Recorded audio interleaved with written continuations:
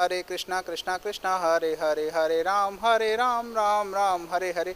आप सभी भक्तजनों का भगवत ज्ञान गंगा में स्वागत एवं अभिनंदन है। आज का हमारा शीर्षक है कि शरीर में और आत्मा में क्या संबंध है।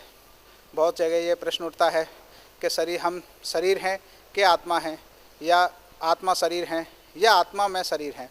यह बात गीता में बताई गई है विस्तार से, लेकिन किसी की, बहुत लोगों की कम समझ में आती है। अगर जनसाधारण की नज़र से देखा जाए, आम आदमी की दृष्टि से अगर देखा जाए, तो हम आत्मा में शरीर हैं, ना आत्मा है ना शरीर। आत्मा में शरीर हैं क्योंकि ये हमारी शरीर को पूरी आत्मा ने ही घेरा हुआ है। समग्र हमारे शरीर में आत्मा का ही वास होता है। ये बहुत से लोगों की यह धारणा है कि आत्मा केवल हृदय में वास करती है और पूरे शरीर में वास नहीं करती। यह धारणा गलत है। बहुत से लोग सोचते हैं कि आत्मा तो चुपचाप बैठी रहती है शरीर में और कुछ करती नहीं है। उनका यह सोचना भी गलत है। पूरे आत्मा तो पूरे शरीर में ही वास करती है। सर के बाल से लेके पैर के नाखून तक आत्मा का वास होता है, और आत्मा की वजह से ही हर व्यक्ति के मुखमंडल पर तेज होता है, पूरे शरीर की क्रांति होती है और चमक होती है। जिस व्यक्ति में आत्मा निकल जाती है वो निष्प्राण हो जाता है, उसमें कोई तेज नहीं रहता। इसलिए यह सोचना कि आत्मा तो शरीर के अंदर चुपचाप बैठी रहती है एक कोने में और उसे कोई देख नहीं पाता, कोई जान नहीं पाता, यह सर्वदा गलत है।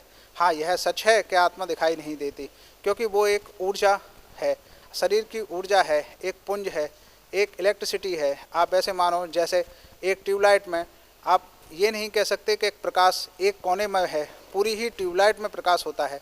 आप यह देखेंगे कि पूरी ही ट्यूबलाइट प्रकाश देती है, तो एक कोने में प्रकाश नहीं होता, किसी एक फिलामेंट पे प्रकाश नहीं होता, पूरी रोड में ही प्रकाश होता है। इसी तरह एक पंखे को, कोई भी इलेक्ट्रिसिटी को आप देखेंगे तो उसकी पूरी मोटर में ही करंट होता है, पूरी मोटर में मैग्नेट होता है। अगर आप ये सोचें कि खाली एक कोने में ही करंट है, तो यह आपकी दृष्टि गलत है, आप यह नहीं देख पाते। लेकिन बहुत से लोग तो ये समझते हैं कि आत्मा तो शरीर के अंदर चुपचाप बैठी रहती है, वो कुछ नहीं करती, लेकिन यह धारणा सर्वदा गलत है। आत्मा को तो शास्त्रों में नर्तक के रूप में देखा गया है, नर्तक ही माना जाता है। आत्मा शरीर में नृत्य करती रहती है। सर के बाल से लेके पैर के नाखून तक आत्मा का नृत्य निरंतर चलता रहता है। जब तक मनुष्य जीवित रहता है, चाहे वो सो रहा है, चाहे वो उठ रहा है, चाहे वो कुछ कर रहा है, खाना खा रहा है, पी रहा है, नाच रहा है, कूद रहा है, आत्मा का नृत्य 24 घंटे चालू रहता है। जब मनुष्य सो जाता है तभी भी वो सपने आते हैं, उसे वही नृत्य होता है। आत्मा का नृत्य के कारण ही वह आदमी सपने देख पाता है और यह भी देख पाता है कि ये सारा ब्रह्मांड ही चलायमान है। हम यह सोचते हैं कि ये कुछ नहीं चल रहा, प्रकृति में हर चीज़ चल रही है, और हम कुछ नहीं करते, हम तो सिर्फ एक धारा में बह रहे हैं। बहुत से लोग ये समझते हैं कि हमारे कारण ही ये सब कुछ चल रहा है, ये देश दुनिया प्रकृति सब कुछ हमारे कारण चल रही है। अगर इंसान कुछ ना करे तो सब कुछ रुक जाएगा। ये इंसान का सिर्फ केवल घमंड है और मैं की भावना है, अहंकार है। अगर इंसान कुछ भी ना करे तभी भी प्रकृति चलती रहेगी, अपनी निश्चित चाल से चल रही है। ये तो भगवान की कृपा से चल रही है। यह बात आदमी नहीं समझता। जिस दिन आदमी की यह बात समझ में आ जाती है, उसकी समझ में गीता का ज्ञान आ जाता है। गीता का ज्ञान ही यह है कि शरीर, जो व्यक्ति समझता है कि इसके अंदर आत्मा वास करती है, नहीं, ये गलत है। ये पूरे आत्मा के अंदर शरीर वास करता है, यह सच्चाई है। आत्मा में शरीर है, शरीर में आत्मा नहीं है, आत्मा में शरीर है। इस बात को जिस दिन आदमी समझ जाता है, तब गीता का ज्ञान को समझ पाता है। एक आदमी यह सोचता है, मरने से डरता है। एक वृद्ध व्यक्ति भी ये सोचता है कि मेरी मौत ना आए। इसका कारण ही यह है कि गीता में भगवान श्री कृष्ण ने यही बात बताई है कि आत्मा अजर है, अमर है, और वो ना कभी मरती है, शाश्वत है। उसे कोई ना गला सकता है ना जला सकता है। उसका कारण ही यह है कि आत्मा का दो बिंदु हैं, जीवन और मृत्यु। जैसे आत्मा जीवन में प्रवेश करती है, ऐसे ही आत्मा मृत्यु के बाद वह शरीर से निकल जाती है। आत्मा जीवन भर शरीर के साथ रहती है, लेकिन शरीर ही नहीं हो जाती, शरीर से अलग तत्व आत्मा होती है। यह बात गीता के ज्ञान में विस्तार से श्री कृष्ण ने समझाया है कि आत्मा को जान लेना ही ब्रह्म को जान लेना है। लेकिन पूरे जीवन भर आदमी इसी ज्ञान को नहीं सीख पाता, गीता में इस ज्ञान को नहीं देख पाता कि भगवान श्री कृष्ण ने गीता में समझाया क्या है। यही भगवान श्री कृष्ण ने बताया है कि आत्मा तो जैसे शरीर में आत्मा का वस्त्र है, शरीर के द्वारा ही आत्मा प्रकट होती है। शरीर के द्वारा ही आप आत्मा को देख सकते हो, शरीर के द्वारा ही आप भगवान को देख सकते हो और उसके दर्शन आत्मा स्वरूप के दर्शन कर सकते हो। बिना शरीर के तो आत्मा को आप देख ही नहीं सकते। वो इतनी छोटी है, इतनी सूक्ष्म है कि आपको आँखों से दिखाई नहीं पड़ेगी। हर जीव जंतु में आत्मा का ही वास है, यही गीता का ज्ञान है। लेकिन मनुष्य अपनी आखिरी समय तक इस नृत्य को देख पाता। जैसे एक नर्तक होता है, कोई डांसर होता है, वो जीवन भर डांस करता रहे लेकिन कभी भी अपने डांस को नहीं देख पाता। क्यों कि जैसे ही वो डांस को रोकेगा उसका नृत्य खत्म हो जाएगा, डांसर नहीं रहेगा। इसीलिए जीवन भर आदमी नृत्य करता रहता है। एक छोर से दूसरे छोर तक, मनुष्य के एक छोर से दूसरे छोर तक आत्मा का यह प्रकाश, आत्मा का यह करंट बहता रहता है, सुचारू रूप से बहता रहता है। लेकिन मनुष्य अपने अंतिम क्षण तक भी यह देख नहीं पाता कि ये आत्मा में ही शरीर है।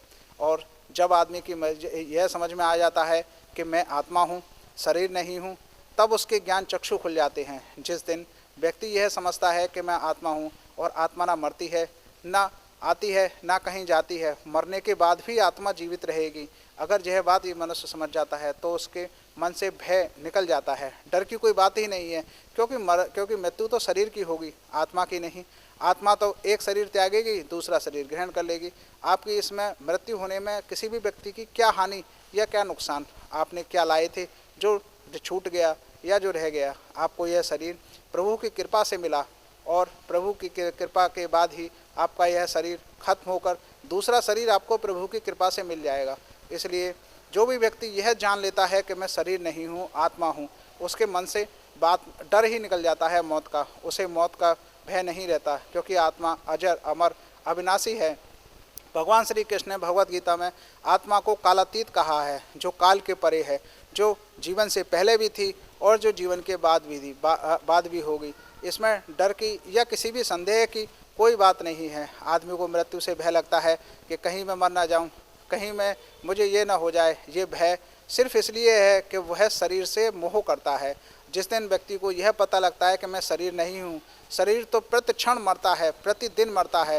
पहले शुरू में बच्चा होता है, फिर बाद में जवान होता है, फिर बाद में युवा अवस्था आती है, फिर बाद में वृद्धावस्था आती है। शरीर तो प्रतिदिन प्रति क्षण वो खत्म हो रहा है, मर रहा है। इसलिए हमें शरीर से लोभ नहीं करना चाहिए, शरीर से मोह नहीं करना चाहिए। हमें यह समझना चाहिए कि आत्मा ही इस शरीर के निवास करती है और हम आत्मा के द्वारा ही परमात्मा को पाएं। जिस दिन यह बात मनुष्य की समझ में आ जाती है, तब वो आत्मा का साक्षात्कार करने के लिए प्रयत्न करता है और गीता को पढ़ता है और कृष्ण की बातों को समझता है। तब उसकी समझ में आती है कि बेकार ही हम चिंता कर रहे थे, बेकार भी हम डर रहे थे, मोह कर रहे थे कि ये शरीर मेरा है। मेरा तो कुछ भी नहीं है इस संसार में, भगवान के अलावा मेरा कुछ भी नहीं है। जो भी कुछ है सब उन्हीं का है, ये शरीर भी दिया हुआ भगवान का ही है। जिस व्यक्ति की समझ में ये बात आ जाती है, तब वो समझ जाता है कि हम आत्मा हैं। भगवत गीता में यही लिखा गया है कि हम आत्मा हैं, न शरीर हैं, न शरीर में आत्मा है, हम केवल आत्मा हैं। आत्मा को जान लेना ही भगवान को जान लेना है। अतः हम सभी भक्तजनों से इस बात को कहेंगे कि इस बात की गहराई को समझिए और शरीर के मोह को तोड़िए। जब तक आप शरीर के मोह को नहीं तोड़ेंगे, आत्मा को देख नहीं पाएंगे। कोई भी नर्तक अपने डांस को देख नहीं सकता, इसीलिए नहीं देख सकता क्योंकि वो सोचता है कि ये डांस ही मेरे द्वारा हो रहा है, जबकि उसके द्वारा डांस नहीं हो रहा, आत्मा के द्वारा ही डांस हो रहा है। अगर आत्मा नहीं है तो कोई भी नर्तक डांस नहीं कर सकता। तो शरीर का आवरण ऊपर का है, आत्मा का वस्त्र है शरीर। इस बात को अगर गंभीरता से आदमी समझ लेगा और विचार लेगा तो वह भगवान को पाने के लिए, कृष्ण को पाने के लिए सहज हो जाएगा और कृष्ण के देखने के लिए समर्थ हो जाएगा और अपने ऐसे कर्म करेगा जिससे भगवान को प्राप्त कर सके। क्योंकि भगवान को प्राप्त करने के लिए आत्मा को जानने के बाद भक्ति करने की आवश्यकता है। बिना भक्ति के भगवान के दर्शन होना दुर्लभ है। अतः हम सभी भक्तों से यही बात कहेंगे कि इस बात की गंभीरता को समझिए कि हम आत्मा हैं, न शरीर हैं, न शरीर में आत्मा है।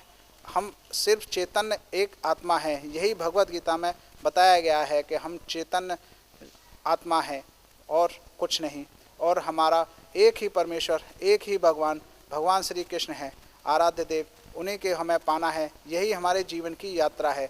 आज जो भी व्यक्ति इस बात को समझ जाता है, अपनी यात्रा को समझ जाता है कि उनको पाना ही हमारा चरम लक्ष्य है, वो अपने सभी दुख से, सभी परेशानियों से, सभी पीड़ाओं से मुक्त हो जाता है और एक शांति पूर्वक जीवन जीता है, एक शंका निवारण जीवन जीता है। उसे फिर किसी बात के ना भय होता है, ना चिंता होती, ना मृत्यु का डर होता, क्योंकि मृत्यु केवल शरीर की होगी, आत्मा की नहीं।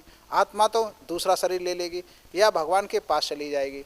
बस इसके दो ही मार्ग हैं जो इसके हो सकते हैं। इसलिए डर किस बात का, जब आपको मृत्यु ही नहीं आएगी तो भय किस बात का, डर किस बात का, किस बात की आपको कमी हो जाएगी। और मृत्यु आपसे छीन क्या लेगी?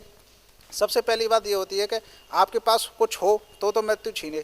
आपके पास कुछ है ही नहीं, जो कुछ दिया हुआ है भगवान का है, अतः मृत्यु आपसे कुछ नहीं छीन सकती। भय करना, शोक करना, डर करना सर्वदा गलत है। अतः हम सभी लोगों से विनती करेंगे और आशा करेंगे सभी भक्तों से कि इस बात की गंभीरता को समझें कि हम शरीर नहीं हैं, आत्मा है।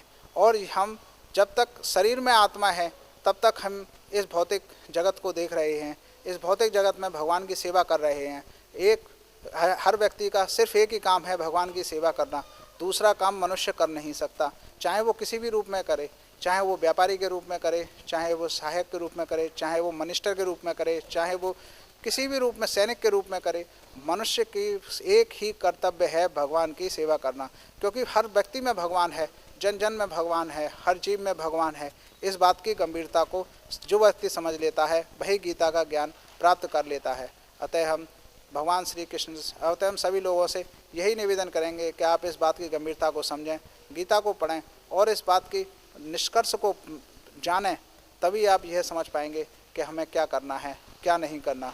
राधे राधे, जय श्री राधे, जय श्री कृष्ण।